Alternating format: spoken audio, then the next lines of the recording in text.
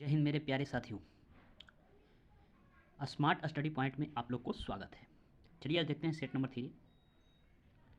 Number 3।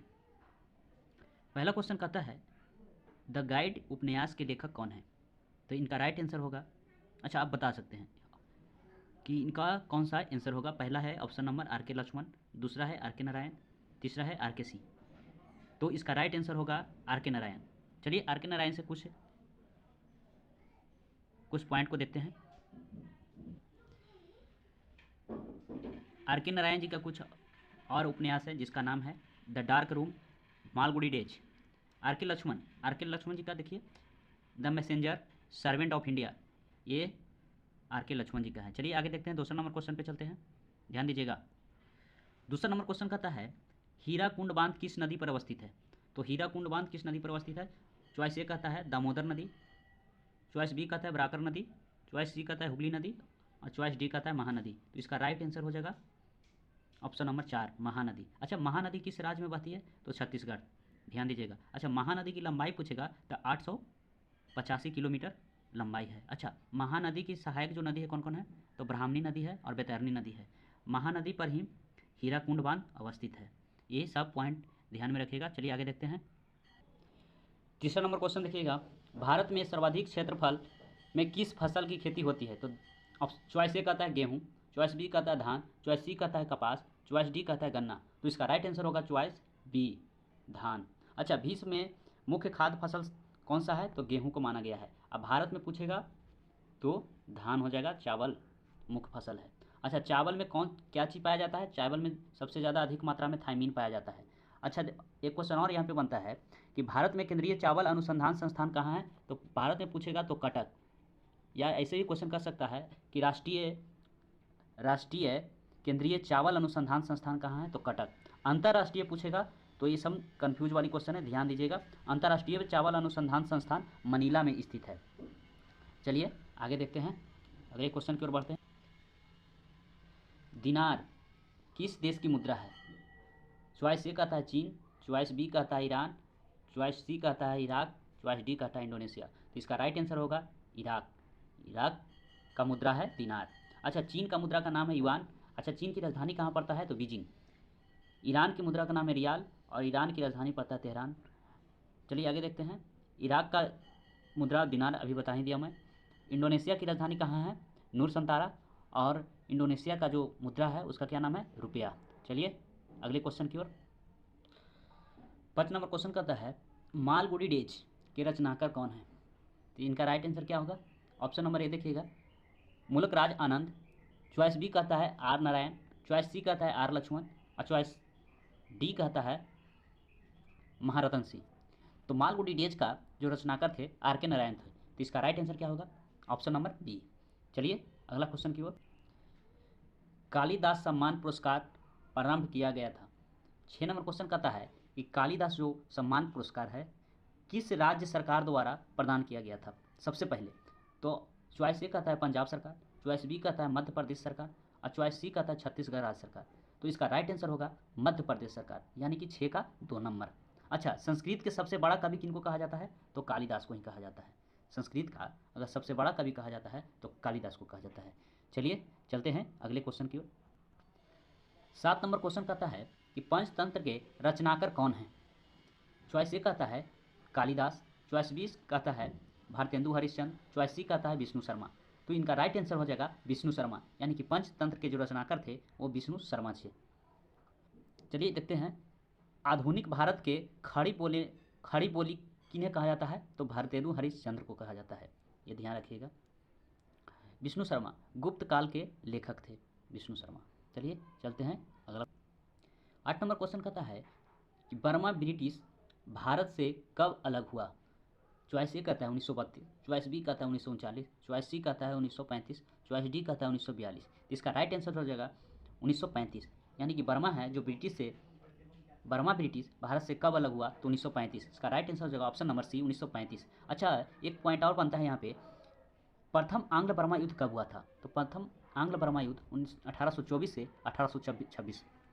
अच्छा इस जो बर्मा युद्ध था वो किस संधि द्वारा समाप्त किया गया था। तो ये आंडवू की संधि द्वारा किया गया था। चलिए चलते हैं नेक्स्ट क्वेश्चन की ओर।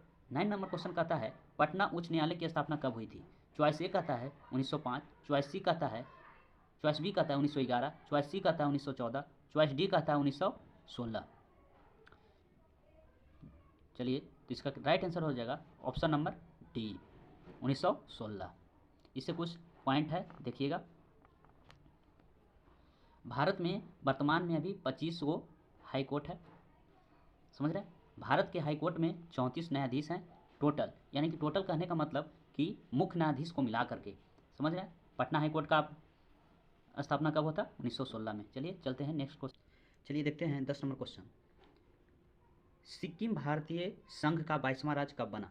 चॉइस ए कहता है 1962, चॉइस बी कहता है 1967, चॉइस सी कहता है 1971, चॉइस डी कहता है 1975। इसका राइट आंसर हो जाएगा ऑप्शन नंबर 4 1975। अच्छा, जो 29वां राज्य है जो कौन बना है? तो 29वां राज्य तेलंगाना बना है। कब बना है? 2 जून 2014 को। अच्छा, सिक्किम में जो मुख्यमंत्री बने थे, जो सर्वाधिक समय तक रहे थे, उनका क्या नाम था? तब पवन कुमार चामलिंग थे, समझ गए। अच्छा, तेलंगाना किससे अलग होकर बना था? तो तेलंगाना आंध्र प्रदेश से अलग होकर बना था। अच्छा, पूछ देगा कि वर्तमान में भारत में कुल कितने राज्य हैं? तो 28 राज्य है, 28 राज्य है और 8 केंद्र शासित प्रदेश है। चलिए इसी तरह बने रहिए और चलिए देखते हैं क्वेश्चन नंबर 11। राष्ट्रीय कांग्रेस की प्रथम महिला अध्यक्ष कौन थी? चॉइस ए कहता है सरोजनी नायडू, चॉइस बी कहता है एनी बेसेंट, चॉइस सी कहता है इंदिरा गांधी, चॉइस डी कहता है अरुण आसफ अली। तो इसका राइट आंसर होगा एनी बेसेंट, 11 का 2 नंबर। चलिए इसमें थोड़ा सा कुछ पॉइंट है जो देखते हैं। 1917 ईस्वी में कलकत्ता अधिवेशन की अध्यक्षता कौन किए थे? तो एनी बेसेंट ने किए थे। अच्छा, एनी बेसेंट कहाँ की मूल निवासी थी? तो आयरलैंड की ये मूल निवासी थी, समझ गए। चलिए आगे देखते हैं। अच्छा, एक चीज़ और पूछ सकता है कि भारतीय राष्ट्रीय कांग्रेस के प्रथम भारतीय महिला अध्यक्ष कौन थी? तो सरोजनी नायडू हो जाएगा। ये कन्फ्यूजन वाली है, यहाँ पे ऑप्शन दिया गया है। अगर भारतीय राष्ट्रीय कांग्रेस का प्रथम महिला अध्यक्ष पूछेगा तो एनी बेसेंट होगा, अगर इसमें इंडियन पूछेगी तो कौन हो जाएगी? सरोजनी नायडू, ये ध्यान दीजिएगा। चलिए चलते हैं आगे। क्वेश्चन नंबर 12 पे देखते हैं। विटामिन ए का सर्वोत्तम स्रोत है। चॉइस ए कहता है गाजर, चॉइस बी कहता है बैगन, चॉइस सी कहता है नींबू, चॉइस डी कहता है चावल। तो इसका राइट आंसर होगा ऑप्शन नंबर 1 गाजर। विटामिन ए का सर्वोत्तम स्रोत कौन सा है? गाजर। ऐसे आम भी होता है, ध्यान में रखिएगा, कहीं कहीं ऑप्शन में आम भी देगा आपको। अच्छा, गाजर में क्या पाया जाता है? तो कैरोटीन पाया जाता है। विटामिन B1 का क्या रासायनिक नाम है? थायमीन है।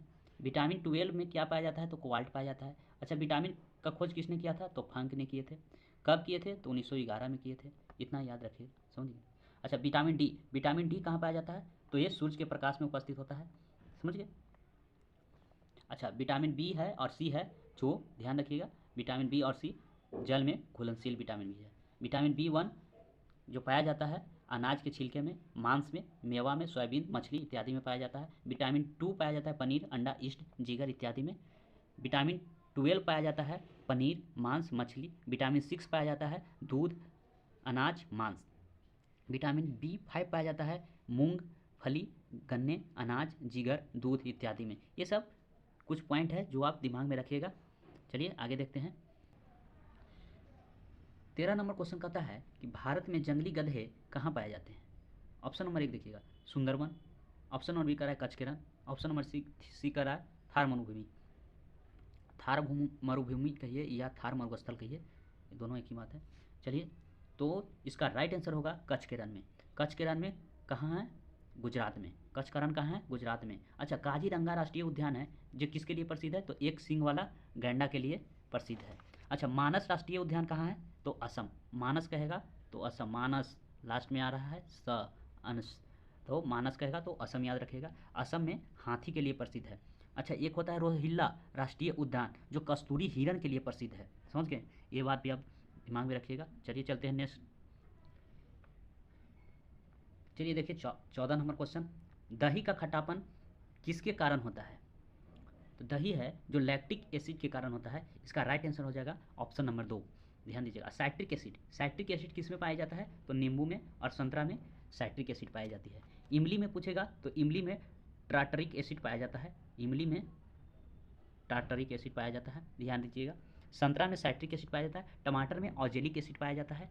ये अच्छा, एक बात और है, चींटी के डंक में कौन सा एसिड पाया जाता है, ये ध्यान बताइएगा। तो मेथेनॉइक एसिड पाया जाता है चींटी के डंक में।